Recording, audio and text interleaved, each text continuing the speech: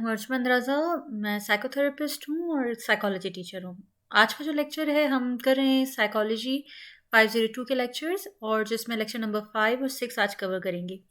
ये लेक्चर वैसे तो सबसे मुश्किल तरीन लेक्चर है अभी तक का, क्योंकि इसमें छोटी छोटी बहुत सारी डिटेल्स मौजूद हैं, बहुत सारे MCQs जो हैं वो इस लेक्चर में से आते हैं।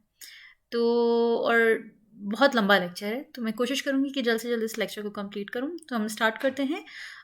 सबसे पहले लेक्चर नंबर 5 में हम पढ़ेंगे 5th से लेकर 11th सेंचुरी तक जो काम किए गए हैं, जिसमें हम 2 बड़े लोगों का नाम पढ़ रहे हैं। उसमें से एक अल-ग़ज़ाली हैं और दूसरे के जो हैं वो इब्न रुश्द हैं। तो अल-ग़ज़ाली की जो डेट ऑफ बर्थ है दैट इज़ 1058 AD से लेकर, और उनकी डेथ डेट जो है वो 1111 है। और फिर उसके बाद उनके मेन काम है, उसमें सबसे पहला काम जो आता है वो conflicts between religion and philosophy. और उन्होंने इन दोनों को अलग किया था। उन्होंने कहा था कि नहीं, रिलीजन अलग है, फ़िलॉसफ़ी अलग है, लेकिन उसके बावजूद इनकी कुछ चीज़ें जो ऐसी हैं आपको मिलेंगी, कुछ चीज़ें रिलीजन से रिलेटेड मिलेंगी और कुछ चीज़ें जो है वो फ़िलॉसफ़ी से रिलेटेड मिलेंगी। अच्छा, दूसरा इनका जो काम था वो ये था कि इन्होंने कहा था कि जो सोल है, जो हमारी रूह है, वो खुदा के तरीके से होती है, और अल्लाह ने अपनी जो रूह है वो हमारे अंदर फूंकी है। ये इनकी एक दूसरी चीज़ थी, कॉन्सेप्ट था। ये सवाल पूछा जाता है MCQs में कि ये किसने कहा था, इस वजह से मैं आप लोगों को एक्सप्लेन कर रही हूँ।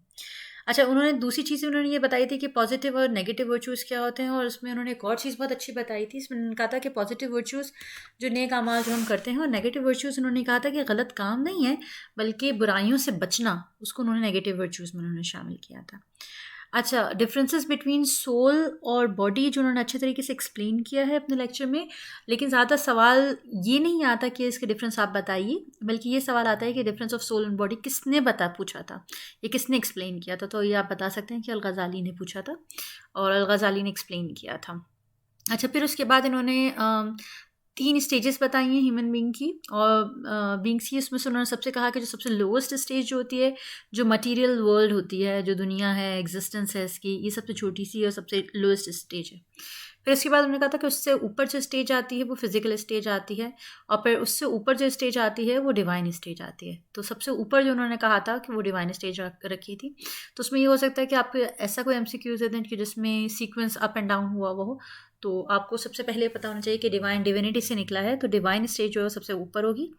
फिर उसके बाद वो फिजिकल स्टेज में आती है, फिर उसके बाद दुनिया में आते हैं। ठीक है, तो पहले हमारे यहाँ भी कुरान मजीद में ये मौजूद है कि पहले रूह आती है, फिर बॉडी बनती है, फिर वो बॉडी जो है वो दुनिया में आती है। इस तरह से आपको याद रह जाएगा। अच्छा, फिर उसके बाद उन्होंने कहा था कि वाइसेस जो हैं वो इमोरल होती हैं, उनकी हैबिट्स जो हैं।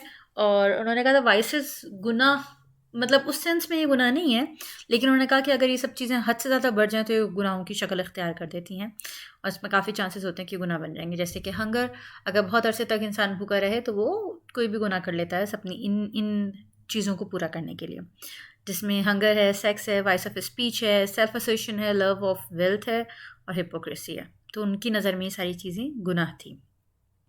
अच्छा, फिर उसके बाद उन्होंने एक्सप्लेन किया कि मोहब्बत जो होती है, लव जो है, उसकी 4 किस्म हैं।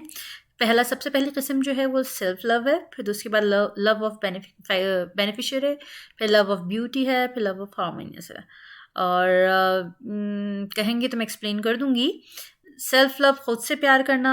लव ऑफ बेनिफिशियल मीन अपने वालिदैन से जो उन्होंने आपको सब कुछ चीज़ें दी हैं उनसे प्यार करना।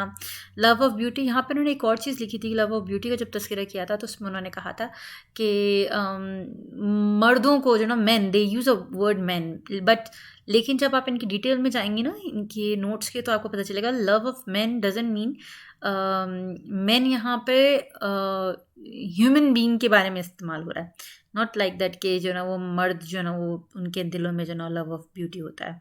और लव ऑफ हार्मोनियस इंटरेक्शंस, जो हमारी इंटरेक्शंस होती हैं हार्मोनियस, उसके ऊपर लव है। अच्छा, फिर उसके बाद इन्होंने ना नफ्स की टाइप्स बताई थी। वैसे तो नफ्स की 3 टाइप्स हैं, लेकिन यहाँ पे इन्होंने जो एक्सप्लेन की हैं वो उन्होंने 2 ही बताई हैं। नफ्स अमारा, नफ्स मुतमईना। तो नफ्स मुतमईना वो जो हर हाल में खुश रहती है, मुतमईन रहती है, और नफ्स अमारा वो कि जो अच्छी वाली नहीं है। लेकिन उन्होंने फिर ये भी बताया, साथ साथ एक्सप्लेन किया कि नफ्स अमारा को किस तरीके से नफ्स मुतमईना में हम चेंज कर सकते हैं। और उसके उन्होंने 6 स्टेप्स बताए। पहला स्टेप उन्होंने बताया कि मशारका होता है, जिसमें हम अपने आप को एक सीधे राह पे रखते हैं। फिर दूसरा स्टेप उन्होंने बताया कि मराक़बा होता है, मराक़बा के अपने आप को बुराई से बचाते हैं, सेफ करते हैं, सिक्योर करते हैं। और तीसरा स्टेप उन्होंने बताया कि मुहासबा, के अपने आप को क्रिटिसाइज़ करते हैं कि भाई ये क्यों बुरा किया आपने। चौथा जो होता है वो मुआक़बा होता है कि जिसमें आप अपने आप को पनिश करते हैं कि यार ये नहीं करना चाहिए था। फॉर एग्ज़ाम्पल उन्होंने एग्ज़ाम्पल दी थी कि अगर असाइनमेंट में भी आया था पिछले दिनों कि अगर मैं यहाँ पे पैसे खर्च करूँगा तो जितने पैसे मैं यहाँ खर्च करूँगा तो मैं अपने पनिशमेंट के तौर पे उतने ही पैसे दूसरी जगह पे इस्तेमाल करूँगा। तो अच्छा, चौथी चीज़ है कि मुजाहिदा में एक्सप्रेस योरसेल्फ इन फुली, कि जो आप हैं वो बिल्कुल अच्छे तरीके से जो ना अंदर और बाहर आपका एक ही जैसा हो। और फिर उसके बाद आता है मातबा, और मातबा में इसकी स्पेलिंग मैंने यहाँ पे गलत लिखी है, मैं सही कर दूँगी कि क्लीन वन सेल्फ मातबा में। तो वो उसमें ये होगा कि जी मतलब जो बुराइयां हैं, जो चीज़ें आपके अंदर रह गई हैं, उसको भी आप सही कर दें। ठीक है, तो इसमें से ये बहुत आसान है, इतना मुश्किल नहीं है। मशारका के अपने आप को सीधे रास्ते पे रखना। जैसे बच्चे होते हैं, बच्चे जा रहे होते हैं और वो बार बार जो है ना, जब वो क्रॉल करना शुरू करते हैं तो वो गलत जगह पे जाना शुरू कर देते हैं, तो उनको बार बार जो है उनको रास्ता उनका चेंज किया जाता है, उनको घुमा दिया जाता है, उनको रोका जाता है। फिर हम मशारका, पहले उनको एक जगह से दूसरी जगह घुमा देने को मशारका कहेंगे, उनको सेव करने को, उनको बचाने को, ताकि वो जल ना जाए, गिर ना जाए, चोट ना लग जाए, मराक़बा कहते हैं। फिर उनको जो ना डांटा जाता है कि नहीं, नो नो नो, ये क्यों कर रहे हो, तो उसको मुहासबा भी कहा जाता है। लेकिन मुहासबा दरअसल अपने आप को क्रिटिसाइज़ करना है, दूसरे को क्रिटिसाइज़ करने को मुहासबा नहीं कहते। तो फिर उसके बाद मुआक़बा होता है कि फिर अपने आप को पनिश करना कि ये आपने गलत क्यों किया, और मुजाहिदा, और फिर मुआतबा। फिर उसके बाद आते हैं इब्न रुश्द, जिनको एवरोस्ट भी कहा जाता है, और ये अरिस्टोटेलियन ट्रेडिशन के थे, जो 1126 एडी में पैदा हुए और 1198 एडी में जिनकी वफ़ात हुई। अच्छा, इन्होंने अल-ग़ज़ाली की जो थ्योरीज़ थी उससे डिनाई किया, और उन्होंने कहा कि हमें अननेसेसरीली स्पेकुलेशंस में नहीं जाना चाहिए। जैसे कि जो एक्टिविटीज़ होती हैं, गेसिंग पॉसिबल आंसर्स कि नहीं ये होगा, नहीं ये होगा, यूँ नहीं तो यूँ कर लें, यूँ नहीं तो यूँ कर लें, ये सारी चीज़ें आपको नज़र आ रही हैं। दोबारा से वीडियो को लंबा करने की ज़रूरत नहीं है। तो वो ये इन्होंने यही बात की, इन्होंने कहा कि नहीं, हमें बिला वजह के इन स्पेकुलेशंस में नहीं जाना चाहिए और आंसर्स को गेस नहीं करना चाहिए। हमें एक ऐसा वे तलाश करना चाहिए जो प्रूवन हो, जो सही हो, बिल्कुल सीधा हो। और फिर उसके बाद उन्होंने कहा he rejected the ancient view of अच्छा, इन्होंने जो कॉन्सेप्ट हमने पहले पिछली वीडियोज़ में हमने पढ़ा है कि जो ना वो सोल जो है वो इटर्नल होती है और जिस्म जो है वो मॉर्टल है, इस कॉन्सेप्ट को भी जो उन्होंने कहा कि ये बकवास बातें हैं, सब कुछ नहीं होता। तो यानी कि वो रूह, जिस्म फ़ानी है और रूह जो है ना वो रहेगी, और यूँ उन्होंने इस चीज़ को इनकार किया, इस चीज़ से। फिर उसके बाद उन्होंने एक और चीज़ कही, उन्होंने कहा कि सोल को इन्होंने डिवाइड किया 5 चीज़ों में। जैसे कि आगे शुरू में हम पीछे भी पढ़ चुके हैं, हर शख्स ने सोल को डिवाइड करने की कोशिश की, तो यहाँ पे भी इन्होंने सोल को 5 चीज़ों में डिवाइड किया, जिसमें उन्होंने पहली चीज़ को उन्होंने रखा न्यूट्रिशन, दूसरी को सेंसिटिव, तीसरे को इमेजिनेशन, चौथे को कॉग्निटिव, और पाँचवें को एपेटाइट। तो उन्होंने कहा कि जो ग़िज़ा वाली सोल है, जो हम खाने पीने के बारे में जो करते रहते हैं, वो ग़िज़ा वाली सोल है। जो हम महसूस करते हैं, सारी चीज़ें सेंसेस अपने इस्तेमाल करते हैं, वो सेंसिटिव सोल है। फिर उसके बाद उन्होंने कहा जो हम सोचते हैं वो इमेजिनेटिव सोल है। फिर जो थिंक करते हैं और प्रॉब्लम सॉल्विंग करते हैं वो कॉग्निटिव सोल है। और जब हमारी भूख वूख और बाकी सारी चीज़ों को, नीड्स को पूरी करती है, वो एपेटेटिव सोल है। फिर उसके बाद उन्होंने एक और चीज़ कही, उन्होंने कहा कि animals get knowledge by senses और सेंस ऑर्गन, मतलब जानवर जो हैं वो अपने सेंस ऑर्गन से जो है उनको नॉलेज मिलती है, लेकिन ह्यूमन बीइंग जो है वो अपने इंटेलेक्ट से जो है ना वो नॉलेज हासिल करता है। यहाँ पे इन्होंने अपने आइडिया को कंबाइन कर दिया है, इनको सोक्रेटिस को, अरिस्टोटल के आइडियाज़ को कंबाइन कर दिया है। इसमें उन्होंने कहा है कि वो जो नॉलेज लेते हैं, पहले तो वो कह रहे थे कि जी नहीं, मतलब बिला वजह के जो है ना वो आंसर्स नहीं ढूंढो, पॉसिबल गेस नहीं लगा, लेकिन अब ये कहने लगे कि नहीं, इंटेलेक्चुअल जो है ना, इंटेलेक्ट जो है ना वो बहुत काम का होता है। खैर, इन्होंने दोनों चीज़ें कही हैं। बेसिकली उन्होंने कहा कि हम लेते भी हैं, ऑब्जर्व भी करते हैं, और साथ साथ जो है ना उसको सोचते हैं और समझने की सलाहियत भी रखते हैं, और रखनी चाहिए। अच्छा, इन्होंने एक और चीज़ उन्होंने एक्सप्लेन की, that is knowledge is a constant flux. उन्होंने कहा कि ज़माने के साथ साथ चेंज होता रहता है, आगे बढ़ता रहता है, और जो चेंज नहीं होता, जो आगे नहीं बढ़ता, तो वो बर्बाद हो जाता है, वहीं का वहीं ख़राब हो जाता है। ये कॉन्स्टेंट चलता जा रहा है, एक ऐसा दरिया है जो बहे चले जा रहा है नॉलेज का। अच्छा, फिर उसके बाद उन्होंने कहा डिटर्मिनिज्म की एक कॉन्सेप्ट इन्होंने पेश किया, जिसमें उन्होंने कहा कि जो भी इवेंट होता है उसका एक कॉज होता है, और जो उसके कॉज को जो ना वो डिनाई करता है, वो दरअसल उसके कॉज को डिनाई नहीं कर रहा, वो नॉलेज को डिनाई कर रहा है। जैसे कि मैं अगर गाड़ी चला रही हूँ और मैं गाड़ी चलाते चलाते किसी का एक्सीडेंट कर दूँ, और मैं उसको कहूँ कि जी मैं कॉज को डिनाई कर दूँ कि नहीं, बिला वजह ऐसे ही हो गया एक्सीडेंट, मैं उसके कॉज को ना जानूँ कि जी मैंने जानबूझ के मारा है, मैंने देखा नहीं था, या गाड़ी का फलां चीज़ फेल हो गई थी, फलां चीज़ सही नहीं चली। जो कॉज़ है अगर उसको हम डिनाई करते हैं तो वो बेसिकली कॉज़ का डिनायल नहीं है, वो नॉलेज का डिनायल है। तो यहाँ पे हमारा लेक्चर नंबर 5 ख़त्म होता है। लेक्चर नंबर 6 जो है वो शुरू होता है, जिसमें हम रेनेसेंस के बारे में हम शुरू करते हैं। रेनेसेंस के बारे में हमने इससे पहले भी काफ़ी सब्जेक्ट्स में पढ़ा है और पढ़ाया है। मास कम्युनिकेशन में भी आपने पढ़ा होगा, हिस्ट्री में भी पढ़ा होगा, ज्योग्राफी में भी आपने पढ़ा होगा। तो रेनेसेंस बेसिकली फ्रेंच वर्ड है जिसका मतलब है रीबर्थ, और ये रेनेसेंस जो आया है साइकोलॉजी में, that is from 13th century to 16th century. Glory of science भी कहा जाता है, जहाँ पे अगर आपको इस तरह का एमसीक्यूज मिले कि फला फला फला, like for example biology, physics and chemistry, और ये सारे सब्जेक्ट्स जो है वो आपको लिखें कि ये इसकी रीबर्थ कब हुई, तो या इसमें ग्लूम कब आया, या इसमें ग्लोरी टाइम कब आया, तो वो रेनेसेंस का टाइम था, that is from 13th century to 16th century. अच्छा, इसमें हम जो सबसे बड़े उसको पढ़ते हैं वो हम पढ़ते हैं रेने देकार्त को। और रिमेंबर ये एक फ्रेंच वर्ड है, do not try to you say this word as René Descartes. तो रेने देकार्त है, रेने देकार्त जो है वो 1596 AD में पैदा हुए और 1650 में उनकी वफ़ात हुई। और ये जो पहले बंदे थे जिन्होंने जो ना वो ह्यूमन बींग को एक मशीनरी से कनेक्ट किया, कि नहीं एक ह्यूमन बींग की जो बॉडी है वो एक मशीन की तरीके से होती है। ये सोल्जर भी थे, साइंटिस्ट भी थे, मैथमेटिशियन भी थे, फिलोसफर भी थे, टीचर भी थे, काफ़ी कुछ थे। इसी वजह से इनकी जो इनके सारे कॉन्सेप्ट्स हैं, इनकी जो थियोरीज है, उसमें बहुत ज़्यादा वर्सटैलिटी मिलती है आपको। अच्छा, इसमें सबसे पहले जो उन्होंने चीज़ कही, उन्होंने कहा था he discarded tradition and supported rationalisation and logic rather than ideas based upon experience.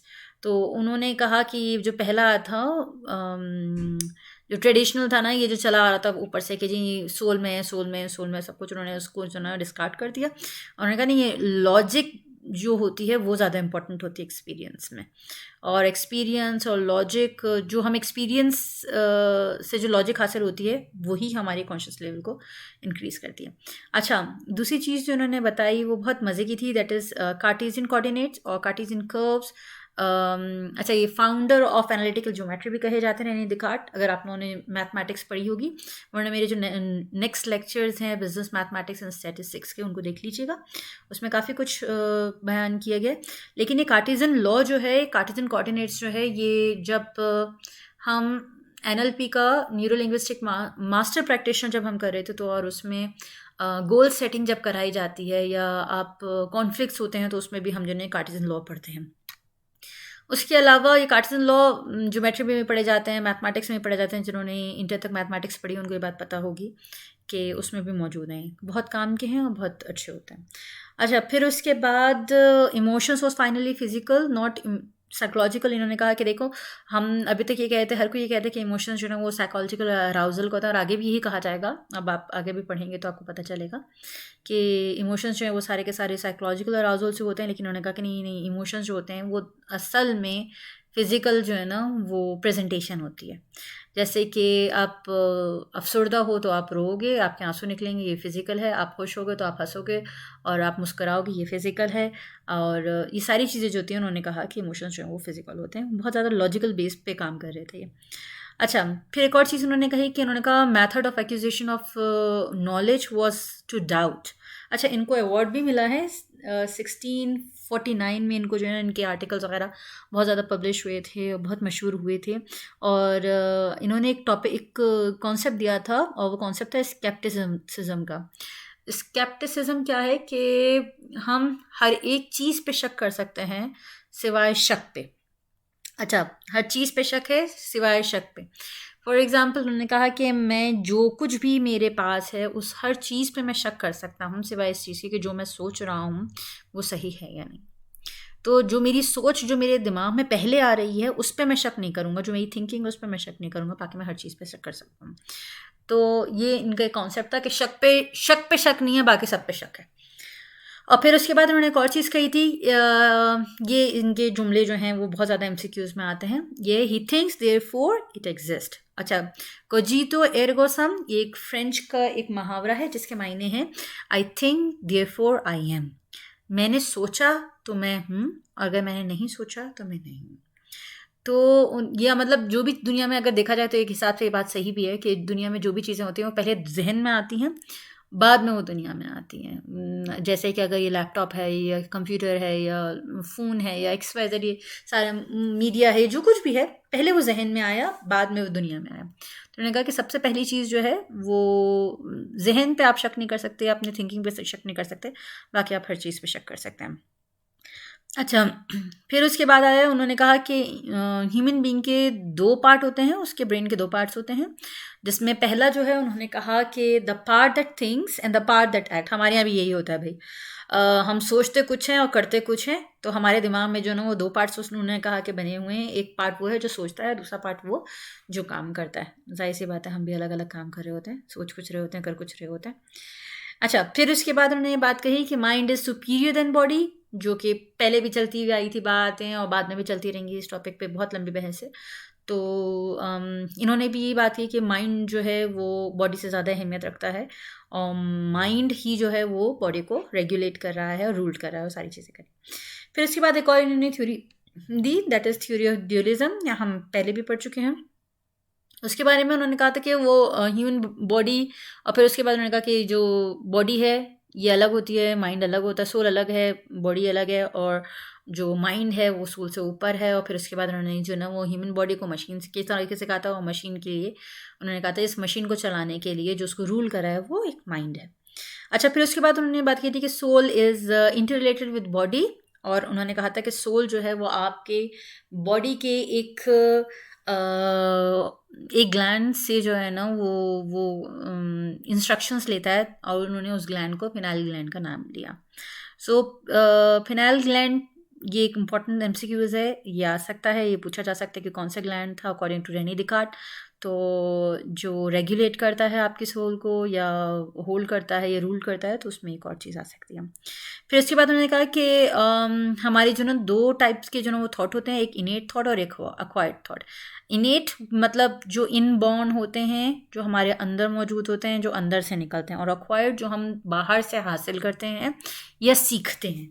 तो ये हमारा लेक्चर नंबर 5 और 6 ख़त्म हुआ। आई होप ये बहुत छोटा सा लेक्चर है और आप लोगों को बहुत मज़ा आया होगा, क्योंकि बहुत इंटरेस्टिंग है, लेकिन इसमें छोटी छोटी बहुत सारी डिटेल्स मौजूद हैं। अगर आपको ये मैंने 1.5 पेज के अंदर मुकम्मल किया है, अगर आपको ये चाहिए तो प्लीज़ कमेंट कीजिए, अपना ईमेल एड्रेस दीजिए, मैं आपको फॉरवर्ड कर दूँगी। And please please please don't forget to subscribe to my channel, और प्लीज़ वीडियो को लाइक कीजिएगा। Thank you so much, bye bye.